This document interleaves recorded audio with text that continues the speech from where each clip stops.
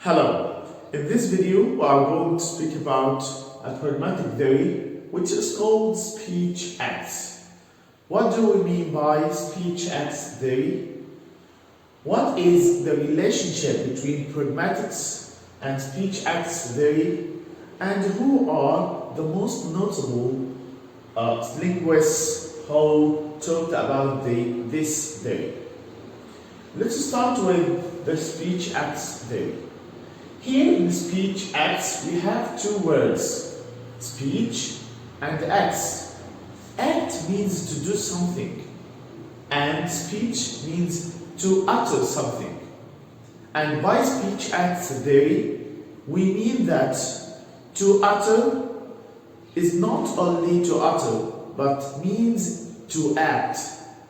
So to utter doesn't only mean that you speak or you just speak something, but you act something. In speech acts theory, we do not only utter something, or we do not only present information, but we also carry out actions. The relationship between pragmatics and speech acts theory. As in speech acts theory, we may intend by the sentence to do something.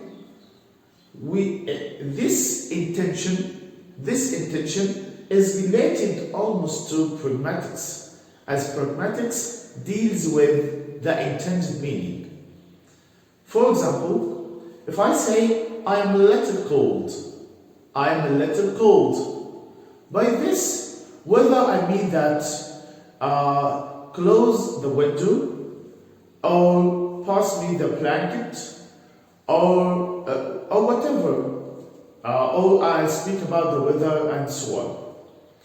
Or these intentions, which you have to understand by trying to understand me, is dealt with in pragmatics. So this is the relationship between pragmatics and speech act theory, as there is an intention from the speaker and inference from the hearer to understand what the speaker says. We have some linguists who talked about this theory. Among them are J. Austin, and he introduced his book, How to Do Things with Words. And we have also J. Searle. They presented some of the most basic elements or points related to speech acts. Now, as we talk about utterance, as utterances may lead to an act or not, we have two types of utterance, constitutive and performative. And by constitutive, we mean that we express some state of affair. We describe something. We do not do an act. For example, if I say, she walked out. By this, I mean I describe something which is happening, which may be true or false. But in performative utterance, it is used to perform an act. In performative utterance, it is used to perform an act.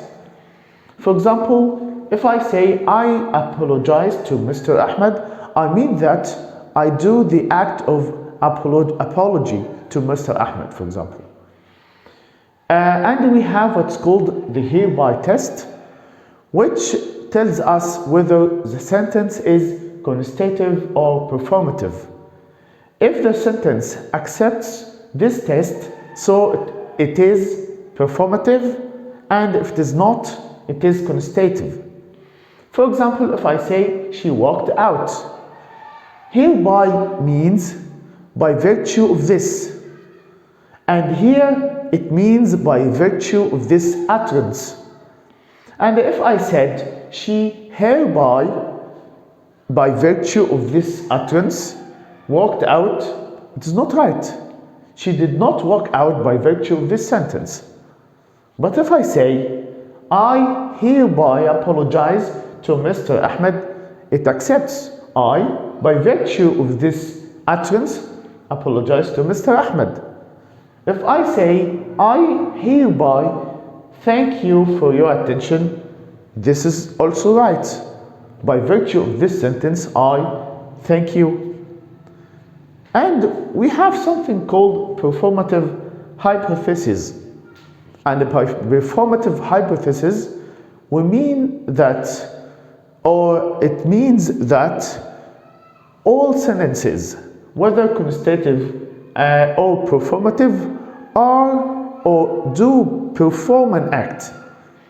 For example, if I say she walked out, they say that I mean, I tell you, she walked out. And of course, it accepts the hereby test. But this hypothesis faced a lot of problems in some other sentences. We have some felicity conditions. And by felicity conditions, we mean that to succeed for the utterance, to succeed in applying an act, we need some conditions. And we have some conditions made by Austin and other conditions by Searle. And let's see the conditions made by Austin. For example, the particular person and circumstances must be appropriate. So if the circumstances are not appropriate, this is a violation. And the procedure must be executed by all the participants correctly and completely, among other conditions of Austin. This, if some of these, one or more of these conditions have been violated, this is called misfire or abuse. And we have some Searle's conditions in promising, and they are: the utterance must be predicate some future act of the speaker. H would like S to do the act, to do the act. S must intend to do A so.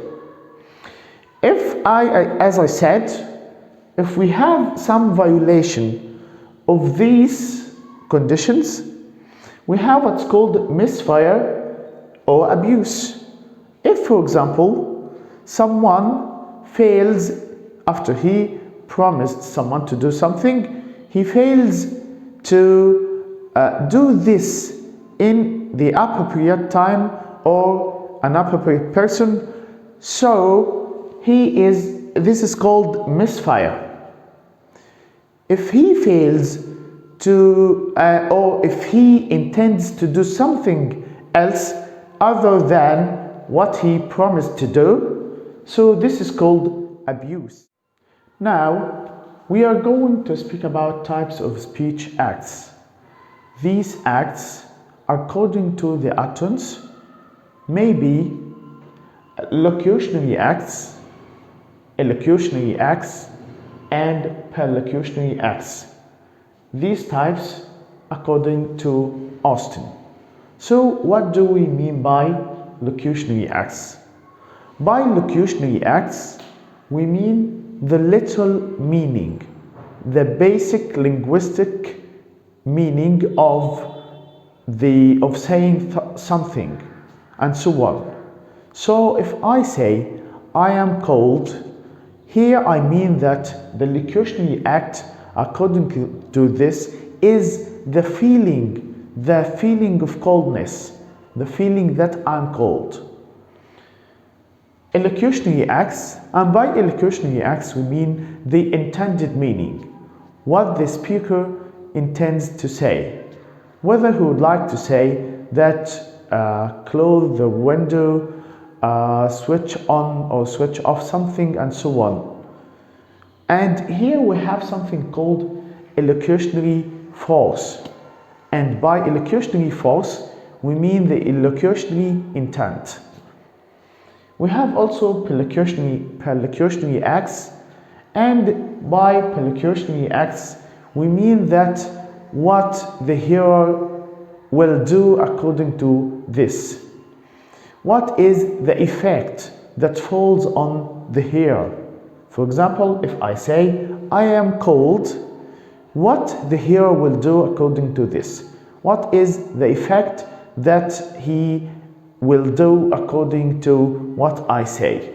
So we have locutionary acts, the literal meaning, the basic linguistic meaning of conveying something, the illocutionary acts, the intended meaning, the perlocutionary acts, the effect on the hearer.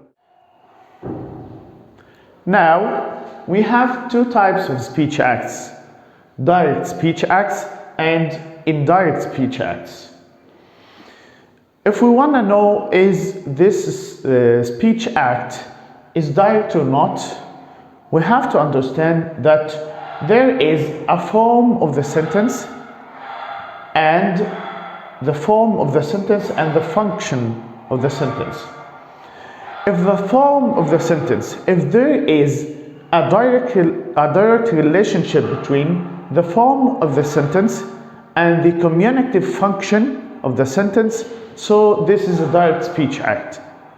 If there is no relationship between the form of the sentence and the function, so this is indirect speech act. For example, if we have a declarative sentence, if the sentence is a declaration, so it is direct speech act. If I say, for example, I opened the door, I opened the door. This, I want to tell you that I opened the door, so this is a declaration and this is a direct speech act. Imperative sentence, if there is an imperative sentence and it means an order, so it is a direct speech act. If there is an interrogative sentence and it means a question, so this is a direct speech act. If the function is different from the form, so this is an indirect speech act. For example, if I say, can you open the door? This is an interrogative sentence. This is a question. But it doesn't mean a question. According to what my background, the background information between the speaker and the hearer, he knows that this is not a question. If he asks him, can you open the door, for example, this is an order. This is something like open the door. He means open the door. So this is an indirect speech act. So the direct speech act makes it simply to understand the sentence, makes no responsibility or makes no possibility for the hearer to understand any other thing other than what he wants to say. And thank you.